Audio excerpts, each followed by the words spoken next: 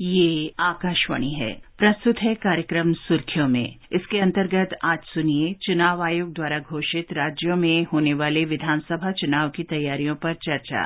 इसमें भाग ले रहे हैं राजनीतिक विश्लेषक अखिलेश कुमार सिंह और आकाशवाणी संवाददाता कमल कुमार प्रजापति। बीते शुक्रवार 26 फरवरी को पश्चिम बंगाल, असम, तमिलनाडु, केरल और पुदुचेरी यानी 4 राज्यों और 1 केंद्र शासित प्रदेश के आगामी विधानसभा चुनावों पर मुख्य चुनाव आयुक्त सुनील अरोड़ा ने प्रेस कॉन्फ्रेंस की, जिसमें चुनावों की तारीख, उनके अलग अलग चरण और नतीजों की तारीख के अलावा इन चुनावों को लेकर चुनाव आयोग की तैयारी के बारे में विस्तृत जानकारी दी गई। हमारे श्रोता जानते ही हैं कि 27 मार्च से लेकर 29 अप्रैल तक अलग अलग दिन में ये चुनाव होंगे और 2 मई यानी रविवार को नतीजे आएंगे। कोविड-19 महामारी के दौर में बिहार विधानसभा चुनाव के बाद ये दूसरा अवसर होगा जब विधानसभा चुनाव हो रहे हैं। हालांकि इस दौरान हमने उपचुनावों और स्थानीय स्तर के पंचायती और निकाय चुनाव जरूर देखे, लेकिन इस बार 5 राज्यों की 824 विधानसभा सीटों पर ये चुनाव हो रहे हैं। प्रेस कॉन्फ्रेंस में मुख्य चुनाव आयुक्त ने कहा भी कि कोविड को लेकर जो चुनाव आयोग की नॉमिनेशन फाइल करने से लेकर मतदान के लिए जो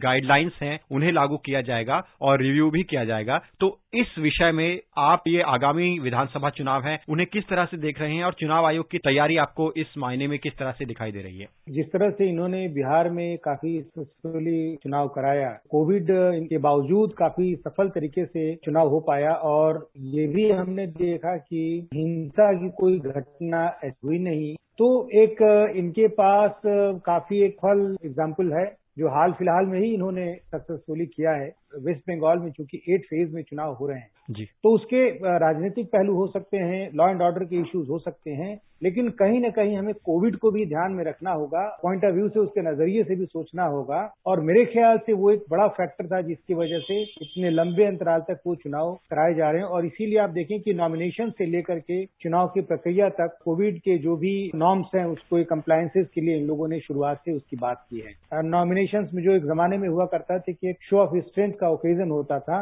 लेकिन अब केवल 2 लोग ही जाकर के नॉमिनेशन देंगे। अपने आप में बहुत बड़ा स्टेप है, मूव है। और अच्छी बात यह है कि इसका कहीं से कोई बड़ा विरोध नहीं हुआ है। इसका मतलब कि इसको एंडोर्स किया है पॉलिटिकल पार्टीज ने भी। काफी एक हेल्दी परंपरा को शुरुआत में देख सकते हैं। तो एक बहुत ही एक हेल्दी पॉलिटिकल सिनेरियो हम लोग यहाँ पर देख रहे हैं। सब लोग उसकी सेंसिटिविटी को समझ रहे हैं और उसके अकॉर्डिंगली कंप्लायंस करने के लिए भी वो लोग राजी हैं। अगर हम चुनावों की जो तारीख है उस पर गौर करें तो 6 अप्रैल को तमिलनाडु की 234 विधानसभा सीटों और केरल की 140 सीटों, पुदुचेरी में 30 सीटों की विधानसभा जो सीटें हैं उनके अलावा मल्लापुरम और कन्याकुमारी की 2 संसदीय सीटों के उपचुनाव भी होंगे। जबकि पश्चिम बंगाल के लिए चुनावों के 8 चरण तय किए गए हैं, जैसा कि आपने बताया भी, और असम में 3 चरणों में चुनाव होगा। तो जो चुनावों को सफलतापूर्वक पूरा करने की जो चुनाव आयोग की योजना रहती है, इस बार की जो चुनावों की योजना है, जो तारीखों की घोषणा है, वो किस तरह से तैयारी का हिस्सा है और किस तरह से ये एक योजना बनती है जिससे कि इतने बड़े स्तर पर जो विधानसभा चुनाव होते हैं उन्हें पूरा किया जाता है?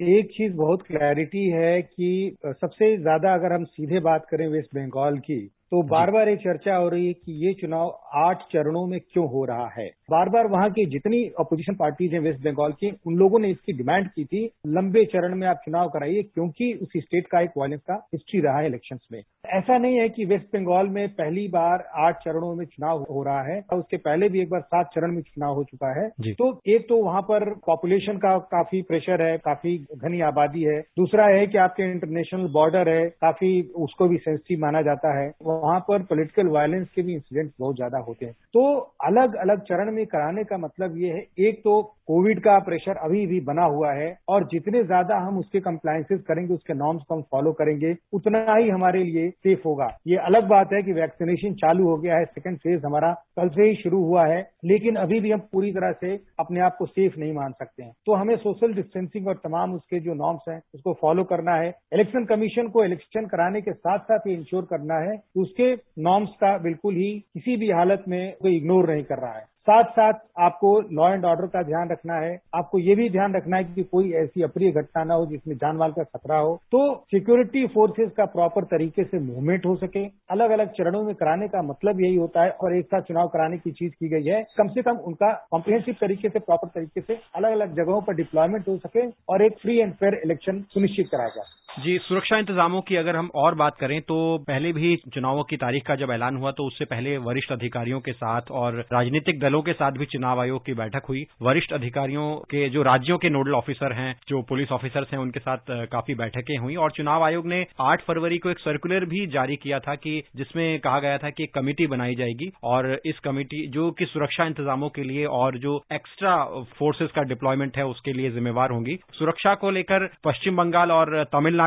को बहुत सेंसिटिव चुनाव आयोग ने कहा इस मामले में कि तमिलनाडु में जो अलग से अतिरिक्त एक्सपेंडिचर ऑब्जर्वर तैनात करने के बारे में कहा गया चुनाव आयोग द्वारा और दूसरी तरफ पश्चिम बंगाल में सिक्योरिटी ऑब्जर्वर को तैनात करने के लिए कहा गया। तो जो सुरक्षा इंतजाम को लेकर तैयारियां हैं इन पर आपकी मैं थोड़ी और टिप्पणी चाहूंगा। अगर आप हिस्ट्री देखें इन दोनों स्टेट्स के चुनाव को तो बड़ा स्पष्ट है कि इलेक्शन कमीशन के पास ज्यादा ऑप्शंस थे नहीं, उनको ये सब प्रिएम्प्टिव और प्रिकॉशनरी मेजर्स लेने थे। अगर हम तमिलनाडु में देखें तो अक्सर वहां पर आपको याद होगा एक बाइपोल हुआ था, उसमें बहुत ज्यादा कैश रिकवरी हुई थी। अब जहां तक मुझे याद है शायद वो इलेक्शन को भी डेफर करना पड़ा था, उसको पोस्टपोन करना पड़ा था, इस तरह के हालात हो गए थे। तो एक हिस्ट्री रही है वहां पर काफी कैश मूवमेंट होता है, उसको कंटेन करने के लिए उसमें ऐसा ना हो कि गलत तरीके से पैसे का दुरुपयोग हो, तो वहां पर उस तरह के ऑब्जर्वर्स को डिप्लॉय किया गया, अपॉइंट करने की बात की गई। वेस्ट बंगाल की जहां तक बात है, ये केवल बीजेपी नहीं, वहां की जो भी रीजनल पार्टीज हैं और जो नेशनल पार्टीज में कांग्रेस है, वहां पर वेस्ट लेफ्ट फ्रंट के लोग हैं, तमाम लोगों की ये एक बार बार शिकायत थी कि हमें स्टेट मशीनरी पर बिल्कुल ट्रस्ट नहीं है और इलेक्शंस बिल्कुल ही पूरी तरह से उनके सुपरविजन में कराना चाहिए। जी, चीफ इलेक्शन कमिश्नर ने हाल ही में सरकार द्वारा जारी की गई सोशल मीडिया गाइडलाइंस के बारे में कहा कि इन निर्देशों को रिव्यू करने के बाद चुनाव आयोग द्वारा भी रिवाइज्ड गाइडलाइंस जारी की जाएंगी। आज के दौर में जबकि बाहरी प्रचार के अलावा सोशल मीडिया पर अब लोगों की और राजनीतिक दलों की अच्छी खासी उपस्थिति है, तो आचार संहिता का सही पालन हो और एक दायरे में सोशल मीडिया का इस्तेमाल हो, एक दायरे में कुछ भी लिखाया कहा जाए, तो ऐसे में ये जो निर्देश हैं जो हाल ही में सरकार द्वारा जारी किए गए और जो सोशल मीडिया के लिए जो इलेक्शन कमीशन की रिवाइज्ड गाइडलाइंस को जारी करने के बारे में कहा गया, ये कितने अहम कदम होंगे? ये बड़ा इंटरेस्टिंग सवाल है और ये बड़ा इंटरेस्टिंग होने वाला भी है क्योंकि पहली बार इस ओर किसी का ध्यान भी गया है, लोगों को इसके बारे में चिंता हुई है और इसका केवल यही पहलू नहीं है कि किस तरह से छोटी सी चीज को ओवरनाइट कुछ भी होता है, आप कुछ सेकेंड्स में, कुछ मिनट्स में ही कंट्री वाइड ग्लोबली वो स्प्रेड हो जाती है। तो अगर कोई ऐसे मेलाफाइडी चीज हो जिससे समाज को, देश को नुकसान होता है, उसको किस तरह से कंटेन किया जाए, केवल यही पहलू नहीं है, उसके कमर्शियल एस्पेक्ट्स भी हैं। आप देखिए सोशल मीडिया के जो भी प्लेटफॉर्म्स हैं आज की तारीख में वो कमर्शियलाइज हो गए हैं, वो विज्ञापन स्पेस भी क्रिएट कर चुके हैं, वो एड स्पेस भी बन चुके हैं, वहां पर एड सेलिंग भी हो रही है। तो इलेक्शन कमीशन किस तरह से वो अपने परव्यू में लाएगा, सरकार ने जो गाइडलाइंस दे दी ठीक है, उसके कंप्लायंसेस होंगे। दूसरी तरफ ये भी देखना है कि जो कमर्शियल एस्पेक्ट है, जो लिमिट आपने लगाई हुई एक्सपेंडिचर की, उसमें अगर उस प्लेटफॉर्म को अलग अलग कैंडिडेट्स या पार्टीज यूज करती हैं तो उसको किस तरह से काउंट होगा। जो उनके एक्सपेंडिचर ऑब्जर्वर्स होंगे उनके लिए ये बड़ा एक इंटरेस्टिंग और बड़ा एक एडिशनल काम है।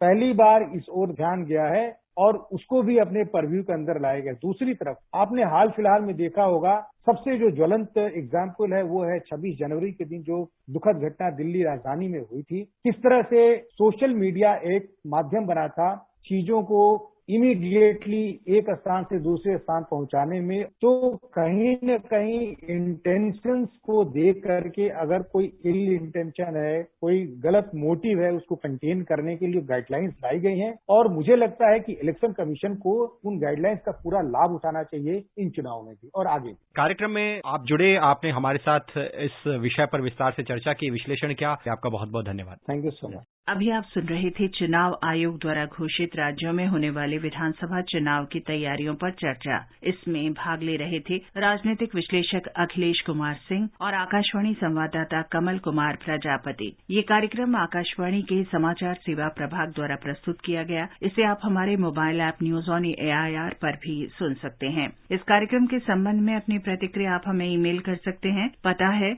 AIRNSDtalks@gmail.com। कार्यक्रम को दोबारा सुनने के लिए लॉग ऑन करें हमारी वेबसाइट newsonair.com।